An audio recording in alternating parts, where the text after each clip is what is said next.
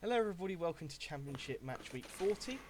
Yet another match week coming at you after the international break and the final before Easter. So, we hope you have a lovely Easter and you get all the good eggs and all that. But let's quickly touch on last week. So, last week I got 8 points compared to Liam's 4, so the gap between us now is 19 points in the race. And now, let's head on to this week. So, Liam, would you want to start us off with Middlesbrough versus Millwall at the top? Yeah, well, I'm sure some people would like delicious chocolate eggs, but I'm sure Middlesbrough and Millwall fans are more focused on a delicious 3 points. Um, this is one of the biggest games of the season without being that big of a game, if that makes any sense at all. In outside of Middlesbrough and Millwall fans and maybe like playoff enjoyers, does anyone really care about this fixture outside of the fact that it's a big game? It's not like one that's going to be easy on the eye. Um, I will be watching this. I don't expect it to be like the most thrilling game ever. I do think there'll be very few goals. Um, I'm going to nab the 1-1 here because I'll be surprised if Millwall go to the Riverside and turn Middlesbrough over, but I don't see Millwall conceding thousands of goals. Yeah, I'm looking at the results here. I think Millwall are probably stronger of the two. But both teams last time drew, and to be fair to Millwall, was a pretty decent result away at Ipswich, and surely they'd be thinking Middlesbrough draw merchants. Let's go over there and upset them. However, I just remember saying something similar when Coventry was in bad form, and I predicted a game and they won that, and then went on a good run since. I have a feeling that it'll be the same for Middlesbrough here. I'm going to go 2-1 to Middlesbrough here. Now, on to Birmingham versus Blackburn. Birmingham last time around lost. Blackburn last time around drew. Uh, Birmingham pretty much have nothing to play for. They are 11th in the table, 10 points off the playoffs. But Blackburn, they still have something to play for. They're pulling away a bit from the bottom three. But I think they can afford one loss here. Um, and I think it being at St Andrews is what's leaning me towards Birmingham.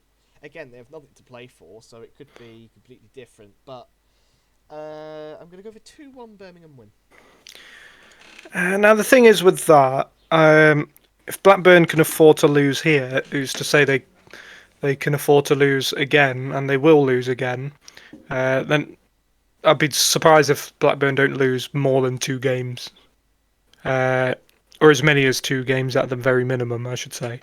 Um, I mean, Birmingham will be happy they're at St Andrews. They were absolutely pathetic away from home during the international. Before the international break kicked off. Um, so yeah, I think I don't know what it is with them with Birmingham. Um, for some reason, they're more comfortable, more confident at home than they are away. Didn't register a shot against against Derby until like the 70th minute, and that wasn't even a proper shot. So they can't do that against Blackburn, who will be scrapping for their lives. I'm just going to say 2-0. I don't really see anything coming for Blackburn here. Quick touch on Birmingham. Do you reckon they'll challenge next season? Depends who gets relegated from the Premier League, I think, and it depends who stays down in terms of the playoff race this season. Alright, and now for Charlton versus Bristol City. Nathan Jones v Roy Hodgson, 0-0. Yeah, I mean, not exactly the prettiest style of football, but as a manager, Nathan Jones knows how to get the job done. So with same with Roy Hodgson, but he's like what 86 years old now or something. um, he had his day in the Premier League. See, now he's in the Championship, only for 6 games, but again, as I mentioned in the sort of run-in video, I don't really see the point of that appointment, and I just think they're going to keep losing Bristol City. I'm going to go Charlton 2-0 to go over 50 points and essentially confirm their safety. Now, for a team that's not safe, is Leicester versus Preston North End. Obviously, Preston much more comfortable than Leicester, but Leicester desperately do need a win and a home win pretty soon. They're losing their opportunities to win games, and ultimately that's what's going to get Leicester relegated if they keep showing this inability to win. They're up against a Preston side here, middle in the table, 13th, classic Preston, with not much to play for, to be totally honest. Um, Surely now would be a brilliant chance to get the points you need, but I don't know. I just have a feeling that they'll drop points again. 1-1. This is probably looking like the worst game of football anyone could ever witness. Um, it's just Gary Rowett. You sort of know what you're going to expect. Well, you're going to get what you're expecting from him against Paul Heckingbottom's Preston, who have just been absolutely shocking for the most part of 2026. 1-0 home win. And now for Norwich versus Portsmouth. Yeah, another case of shocking in 2026. I, I sort of wouldn't be surprised if Portsmouth can come out of this with a point at minimum, but I think it's just a safe bet to predict a Norwich win. I'm going to say 3-1. Yeah, a pretty poor performance from Portsmouth last time around with a 6-1 defeat at QPR. QPR's biggest win for a while, for sure, so very good QPR, very bad Portsmouth. But enough about that. Yeah, I think it'll be a comfortable Norwich win, to be honest. I know Norwich have essentially nothing-ish to play for. They're 10th in the table, but they are 9 points from the playoffs. It's possible, but I don't see it.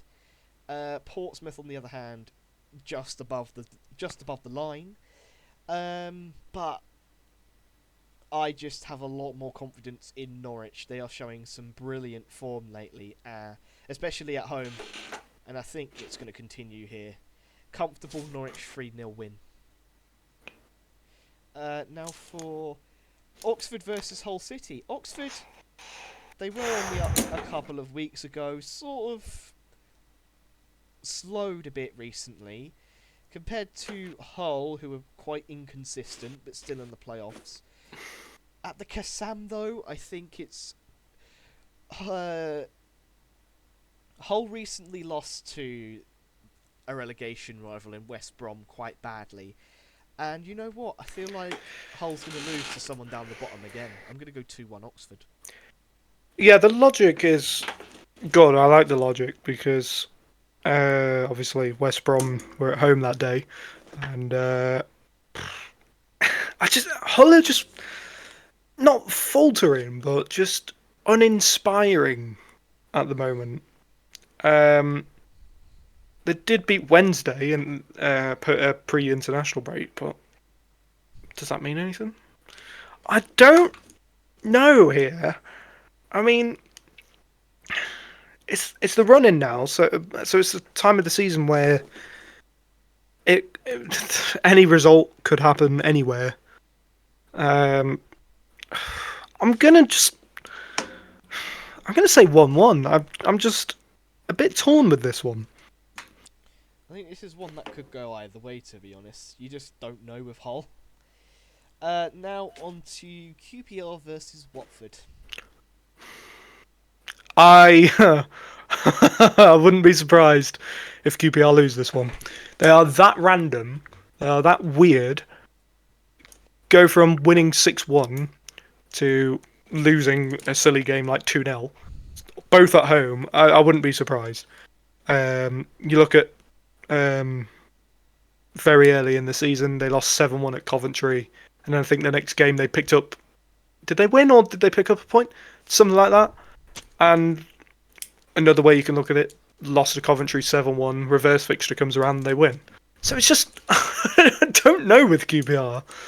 I think there'll be goals, but I'm not sure can confidently say Watford to win away from home. That's the problem. I'm just gonna say 2-1 QPR. In terms of the table, I feel like this is the game that has the least amount riding on it. I see here that Watford are 9th and QPR are 12th. Very good performance from QPR last round, as I mentioned in the Norwich-Portsmouth game. With Watford, on the other hand, they they drew 0-0. So, genuinely, I wouldn't... Again, I don't blame you. This is the sort of thing where QPR go from scoring 6 to scoring none. But I think it won't be 6, it'll half to 3, and I'm going to give Oxford 1. 3-1 QPR. You're gonna give Watford 1. Yeah. I know, shocking. Alright, and the next one is Sheffield United versus Swansea. So, Swansea with a pretty bad home defeat to Coventry. Sheffield United with a home defeat to Wrexham. So, both are, again, both in the table. Probably has nothing to play for. I mean, 50...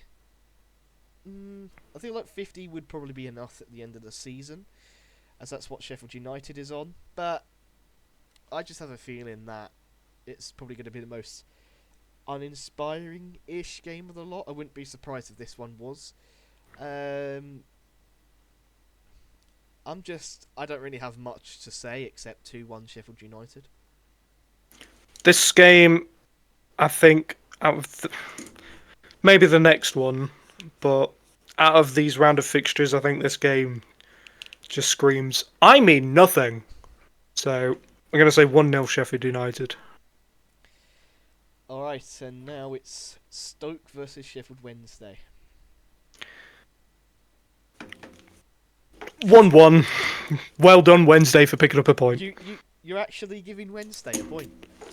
Ugh. Risky.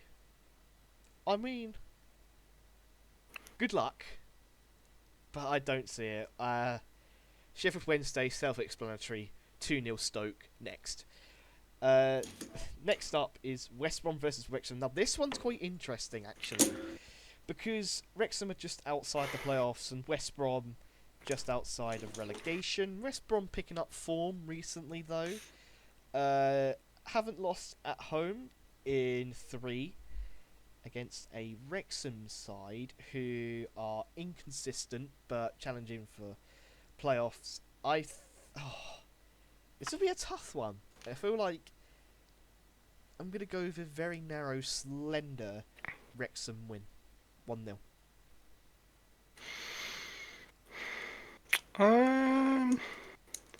Now, I think if Wrexham win this, confidence will be right through the roof for Easter Monday, where they play Southampton, who aren't in action this weekend.